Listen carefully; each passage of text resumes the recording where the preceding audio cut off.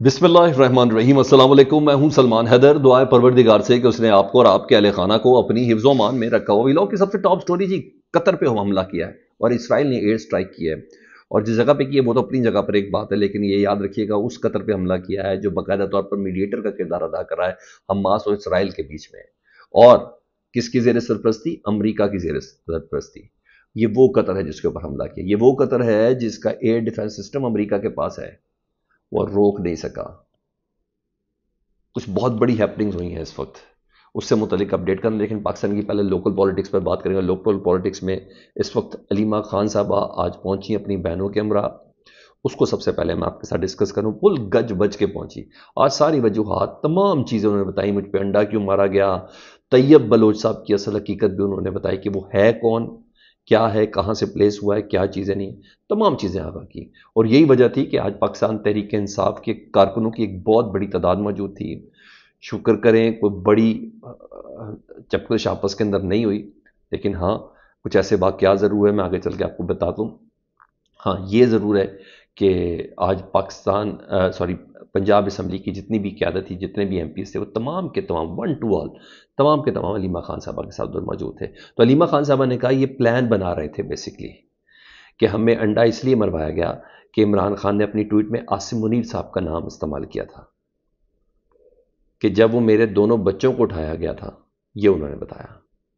उन्होंने कहा उस वक्त इमरान खान साहब ने आसिम मुनीर साहब का जिक्र किया था, इसलिए अंडा पे कहता है मुझे ज़रा सुबह की और बेइज्जत करने के लिए ये तमाम चीज़ें की गई। हाँ उन्होंने बात बोली आज, बड़े एहतियात से बोली। उन्होंने कहा मुझसे सवाल जिसने करने वो करे, मुझे कोई मसला नहीं है। किसी ने कहा मेरी अमेरिका में प्रॉपर्टी है, शौकत खानम की फंड रेजिंग से खरीदी गई है। उन्होंने कहा कुछ नहीं, साफ़ी का काम है, अगर इसके पास सबूत है तो सामने लाए। मैं कह रही हूँ कि मेरी प्रॉपर्टी मेरे हक हलाल के पैसों के साथ है। मैं टेक्सटाइल की एक्सपोर्टर हूँ, टेक्सटाइल का कारोबार करती हूँ। ये बेसिकली शौकत खानों को नुकसान पहुंचाना जा रहे हैं जिसकी बिना पर ये है। फिर थोड़ी बहुत हड़ाबड़ी हुई, डिजिटल मीडिया के लोगों से मोबाइल फ़ोन भी आज छीने गए, ये सब बातें हुई हैं। दूसरी तरफ एहतजाज PFU जो अपनी जगह पे कर रहे थे ना, अडयाला के बाहर ही, और मामले पर कर रहे थे। काशिफ अब्बासी साहब से मुतल्लिक कि काश काशिफ अब्बासी के निकाले जाने पर भी इसी तरह का एहतजाज हो जाता, काश खालिद जमील साहब की गिरफ्तारी पर भी इस तरह का एहतजाज होता, चाहे पीका के तहत दर्जनों साफ़ियों को दिए गई जो नोटिस हैं उसके ऊपर भी हो जाता। लेकिन बहरहाल ये तमाम चीज़ें उधर थीं। अच्छा यहाँ ये हुआ। मजीद अलीमा खान साहबा क्या कहती है जी, वो बड़ा गौर तलब बात है। अलीमा खान साहबा कहती हैं ये दरअसल शौकत खानम को नुकसान पहुंचाना चाहते हैं और ये सारा कुछ इसलिए हो रहा है कि इमरान खान साहब का पैगाम यहाँ ना पहुंच सके। ठीक है। मजीद उन्होंने इसके हवाले से बताया, उन्होंने कहा दरअसल ये तमाम चीज़ें इसलिए हो रहा है कि हमें किसी तरीके से रोका जा सके, लेकिन हम इस तरीके से नहीं रुकेंगे। जी हाँ, इस दौरान उस्मान सहाफ़ी हैं, उस्मान चौधरी, पुलिस ने उसके ऊपर तशद्दुद किया, मोबाइल फ़ोन छीना, और तैयब बलोच को कोई हाथ लगाए तो FIR खोल सकती है। लेकिन सीनियर सहाफ़ी कह रहे हैं पुलिस सहाफ़ी पर अगर तशद्दुद करे तो सबको सांप सूंघ जाता है।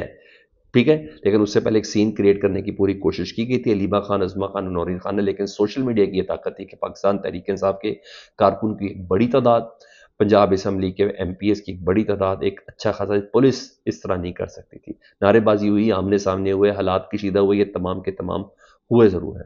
लेकिन तैयब बलोच का कच्चा छट्टा जो सामने आया, उसने तो गंदी गंदी खंजीर तक बोला हुआ इमरान खान साहब को, उसके ट्वीट्स आए हुए सामने।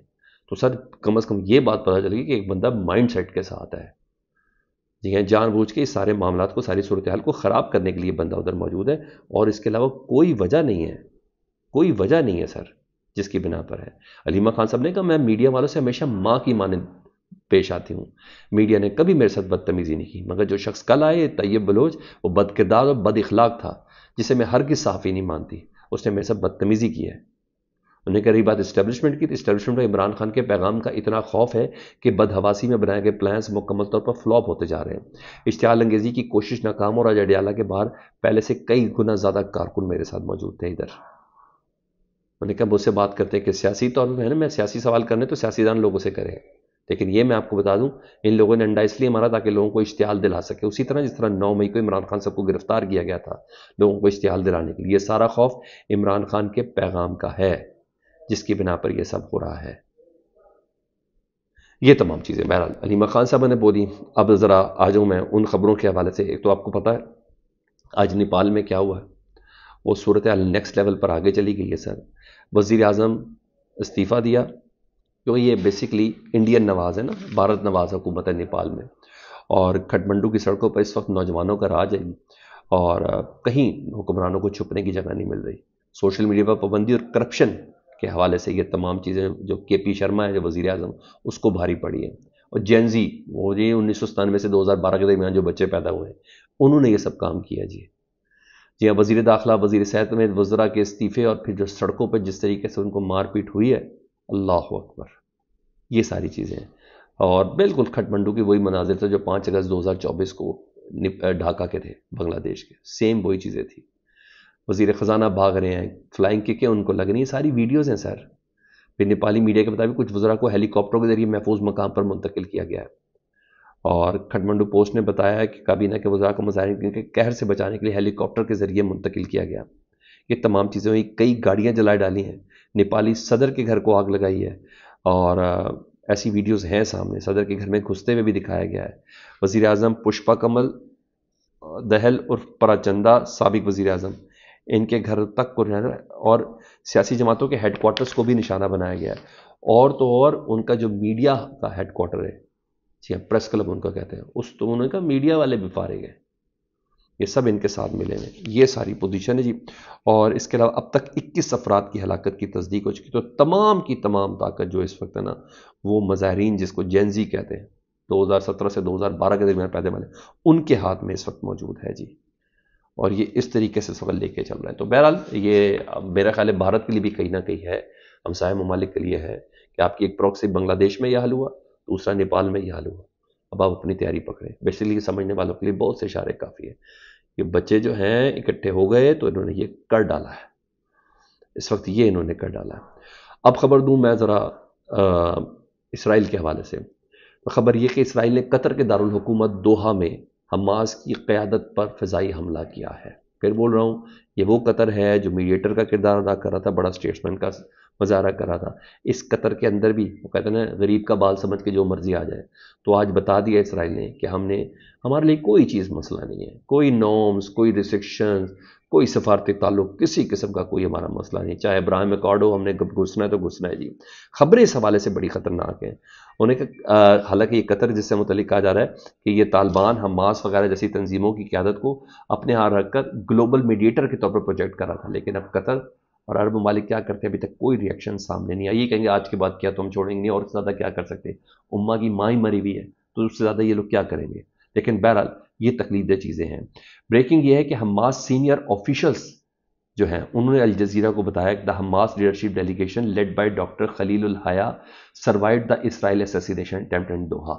لیڈرشپ بچ گئی ہے لیکن خالد مشل جی حماس کے، ان سے متعلق غیر ملکی میڈیا بتا رہا ہے کہ وہ شہید ہو گئے ہیں اس حملے کے اندر. یہ خبریں اس وقت آ رہی ہیں. تو یہ غیر معمولی چیز ہے. اور یہ میں نے آپ کو بتایا یہ وہ قطر ہے جس کا ایئر ڈیفنس سسٹم امریکہ کے پاس ہے، اور امریکہ کی ایک بڑی جس پہ ایران نے بھی حملہ کیا تھا، امریکہ کی بیسس ادھر موجود ہے، امریکہ کی فوجیں وہاں تعینات ہیں، اور اس دوران یہ ہوا ہے. تو میرا خیال ہے اگر ابھی بھی شرم اور غیرت نہیں آئی نا تو پتہ نہیں کب آنی ہے. تو اتنا اندازہ ہو گیا ہے کہ قطر سیف نہیں ہے. اسرائیل کا اگریشن کسی جگہ بھی ہوگا، چاہے امریکی پریزنس بھی ادھر موجود ہو، امریکن ڈیفنس سسٹم چاہے ادھر موجود ہو، تو بڑا سکسیسفل یہ سارا کام ہوا ہے. تو میرا خیال ہے یہ بڑی بات ہے. یہ سب آئیں گے سر. میں نے تو آپ کو اس میں 3 مہینے پہلے کی بھی ویڈیو میں دیکھے تو میں نے کہا تھا یہ روشنی کسی کے گھر نہیں ہوگی، سب کے گھر اندھیرے ہوں گے. اس نے چھوڑنا، یہ جس طریقے سے آگے چلا گیا نا، یہ بچنے والی چیز ہے نہیں ہے. تو بہرحال یہ سب کچھ ہو رہا ہے. ہم ذرا یہ علیمہ خان، عمران خان ان سے باہر نکلے نا سر، تو سمجھ آئے کہ باہر کیا ہو رہا ہے. یہ دیکھ لیں، ہم کچھ MOU سائن پہ اتنا خوش ہیں، اور سر یہ کس کے دوست ہیں، سمجھ آ گئی ہے. میرا خیال ہے سمجھ آ گئی ہے.